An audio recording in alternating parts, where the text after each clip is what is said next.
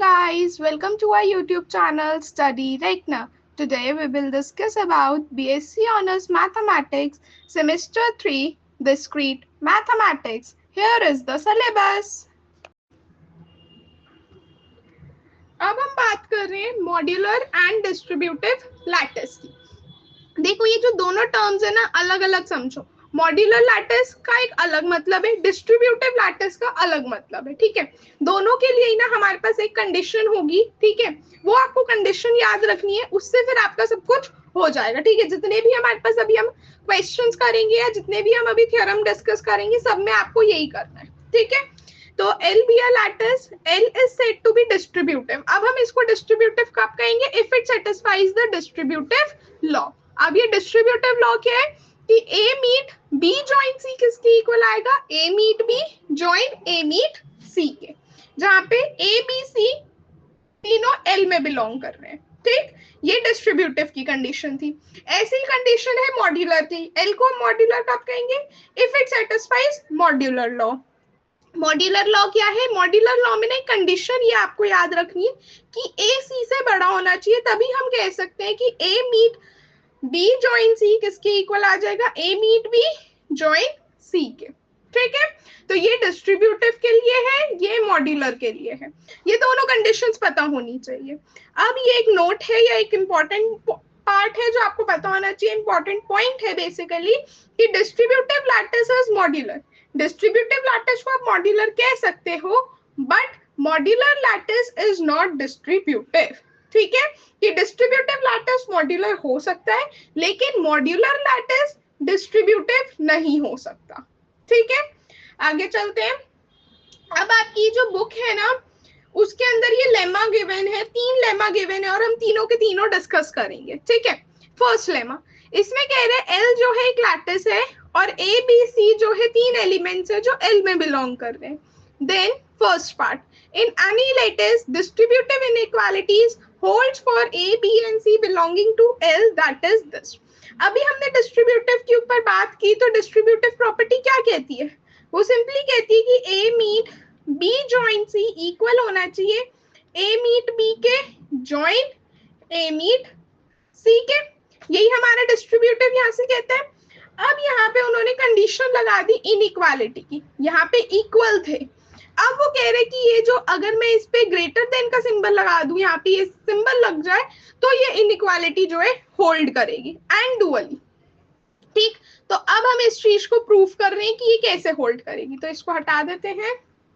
अब देखो, तो अब देखेंगे हम इसको प्रूफ कैसे कर रहे हैं। देखो अब यहाँ पे मेरे पास A मीट B है और यहाँ पे A मीट C है, तो मैंने क्या कहा, मैंने A मीट B कंसीडर कर लिया। A मीट B या तो A से छोटा होगा या B से छोटा होगा, ये बात तो सबको समझ आती है ना।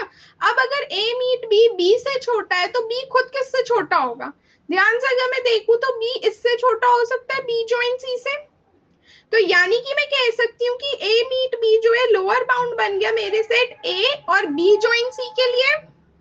यहाँ पे देखो ये A है और यहाँ पे ये B जॉइन C है, इन दोनों के लिए ही A मीट B क्या बन गया? Lower bound. तो इसका मतलब मैं क्या कह सकती हूँ कि A मीट B किससे छोटा है? A meet B join C से। इसको फर्स्ट कंडीशन मान लो। अब ये जो है ये मेरे पास ग्रेटेस्ट लोअर बाउंड आ गया किसका? A और B जॉइन C में से। ठीक है, अब मैंने कंसीडर किया A मीट C। देखो हमने क्या किया, हमने पहले इसकी बात की, अब हम इसकी बात कर रहे हैं। ठीक, ऐसे ही A मीट C मेरे पास किससे छोटा आ जाएगा? या तो A से या तो C से, और C किससे छोटा है? B जॉइन C से। यहाँ पे हमने B जॉइन C में B को छोटा बोला, जरूरी थोड़ी कि B छोटा, हमें कोई कंडीशन नहीं गिवन, तो हमने पहले B से माना एक बारी छोटा और एक बारी माना कि ये C छोटा है। तो A मीट C का, तो हम क्या कह सकते हैं? A मीट C अगेन क्या बन गया? लोअर बाउंड बन गया किसके लिए? A join B join C, A meet B join C के लिए। फिर से हमने लिख दिया कि ये कंडीशन आ गई, तो इसका मतलब A और B जॉइन C का इन्फीमम क्या हम ऐसे लिख सकते हैं? तो इसका मतलब अगर मैं फर्स्ट और सेकेंड को कंबाइन करूं तो मुझे क्या मिलेगा कि A meet B join C ये अपर बाउंड है किसके? A मीट B और A मीट C के। देखो यहाँ से ये अपर बाउंड आया, इसके लिख देते हैं A meet B is less than equal to A meet B join C. ठीक, तो अब ए मीट बी और ए मीट सी, ये दोनों की क्या बन गए, अपर बाउंड्स बन गए, ये वाला पार्ट और ये वाला पार्ट। तो बस हमारे को यही दिखाना था। अब हम कह सकते हैं कि ए मीट बी ज्वाइन सी, ये अपर बाउंड है तो इसकी तरफ खोल दो साइन, और ए meet B join A meet सी यहां आ गया। यही चीज हमें प्रूफ करनी थी, हमने प्रूफ कर दी। ठीक है, सिमिलरली क्योंकि उसने स्टेटमेंट में लिखा है डुअली, तो आप ये स्टेटमेंट जरूर मेंशन करेंगे कि similarly we can show for this. ठीक है, सेकंड पे आ जाते हैं। इसमें कह रहे हैं in any lattice distributive inequality holds for A B C and L. ठीक है, यहाँ पे मॉड्यूलर कर लेना, डिस्ट्रीब्यूटिव नहीं है वर्ड, यहाँ पे वर्ड है मॉड्यूलर। ऊपर हमने डिस्ट्रीब्यूटिव की बात की, यहाँ पे अब हम मॉड्यूलर की बात कर रहे हैं। ठीक है, मॉड्यूलर के लिए ये कंडीशन उन्होंने दे दी। अब आप देखो, हम कह सकते हैं कि डिस्ट्रीब्यूटिव इनइक्वालिटी लगाएंगे। डिस्ट्रीब्यूटिव इनइक्वालिटी कहती क्या है, वो कहती है कि A meet B join C is same as A meet B join A meet C. अभी हमने ऊपर पढ़ा कि ये वाला पार्ट भी ट्रू होगा अगर मैं ये साइन ले लूं। ठीक है ना, इक्वालिटी ना लेके एक इनइक्वालिटी ले ली। अब मेरी कंडीशन कहती है कि ए बी से बड़ा होना चाहिए, गिवन ही है, तभी हम ये चीज कह सकते हैं। तो अगर ए बी से बड़ा है, तो अगर मैं ले लूं ए मीट बी, तो मेरे पास क्या आएगा, बी आएगा। तो ए मीट बी क्या है, यहाँ पे बी है, ज्वाइन ए मीट सी। यही हमें शो करना था, हमने शो कर दिया। देखो इनइक्वालिटी होल्ड कर रही है। हमने सिर्फ क्या किया, हमने कहा कि ए मीट बी की वैल्यू मैंने बता दी कि वो बी है, क्योंकि मेरे पास कंडीशन क्या है कि A is greater than equal to B. तो ए मीट बी क्या आ जाएगा, बी। तो अब मैंने इसकी वैल्यू रख दी बी, और ये ज्वाइन ए मीट सी, तो एज इट इज आ गया। ठीक है, तो हमें जो पार्ट प्रूफ करना था प्रूव हो गया। थर्ड पार्ट पे आ जाते हैं। ये जो प्रूफ है बहुत सिंपल से, बस आपको मीट और ज्वाइन का कंसेप्ट क्लियर होना चाहिए। ठीक है, प्लस मॉड्यूलर और डिस्ट्रीब्यूटिव लैटिस की इक्वालिटी और इनइक्वालिटी पता होनी चाहिए। थर्ड पे आ जाओ। थर्ड भी कुछ इसी तरह से, दो एलिमेंट्स का मीट हो रखा है, फिर तीनों का ज्वाइन ले रखा है। वो किससे छोटा है, ज्वाइन है, फिर मीट है, फिर ज्वाइन है, मीट है। हम सिंपली क्या करेंगे, देखो यहाँ पे मेरे पास क्या है, ए मीट बी। ठीक, और यहाँ पे मेरे पास क्या है, A join B, B join C और सी ज्वाइन ए। मैंने क्या किया, मैंने मान लिया कि ए ज्वाइन बी, ए मीट बी छोटा होगा इससे भी, इससे भी, इससे भी। तो यहाँ पे मैंने वही चीज लिख दी।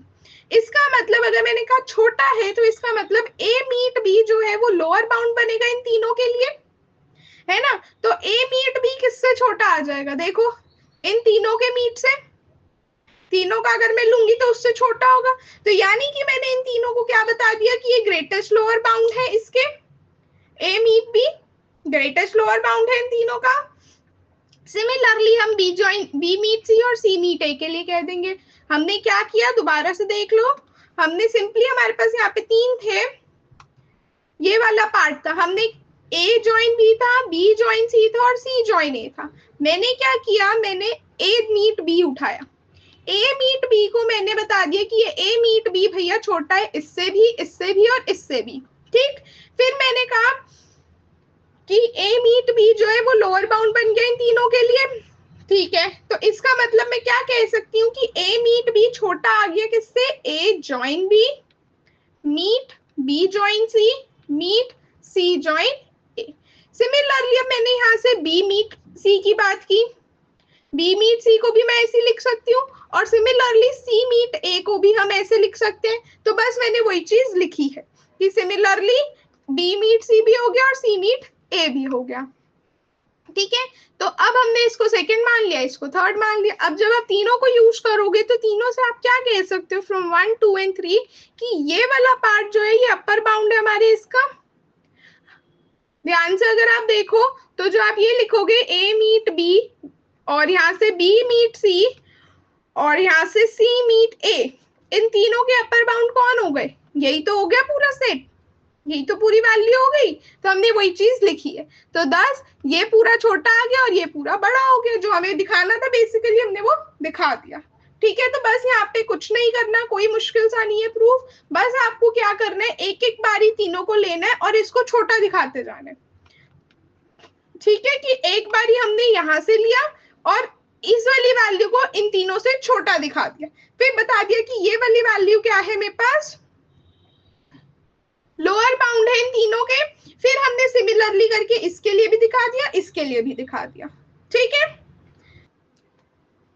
नेक्स्ट लेमा पे आ जाते हैं। नेक्स्ट लेमा में कह रहे हैं L is lattice then the following are equivalent.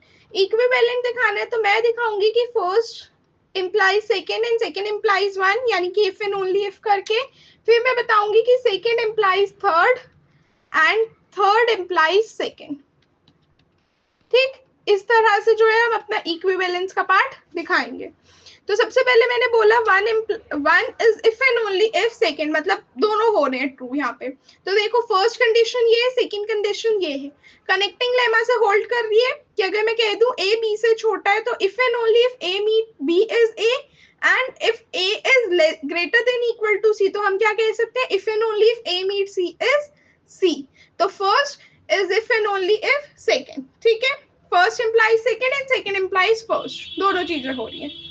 अब हम आ जाते हैं सेकेंड इंप्लाइज थर्ड। सेकेंड वाली स्टेटमेंट देखो, ये रही पूरी, वो कह रहे ये इंप्लाई कर रही है थर्ड को। अब मैं सेकेंड वाला पार्ट यहाँ लिख रही हूँ कि A meet B join C किसके इक्वल है, A meet B join A meet C के। ये मेरे पास सेकेंड पार्ट में गिवन है और ए सी से बड़ा है।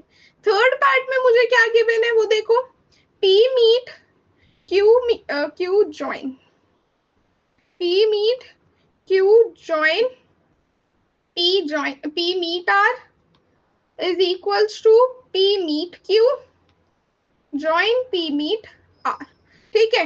अब अगर आप देखो तो ये तो सेम लग रहा है कुछ, सेकेंड और थर्ड में मुझे कुछ डिफरेंस इस तरह से दिख रहा है कि यहाँ पे A है, यहाँ पे P है, यहाँ B है, यहाँ Q है, यहाँ C है, यहाँ P meet R है, चलो अंतर हो गया।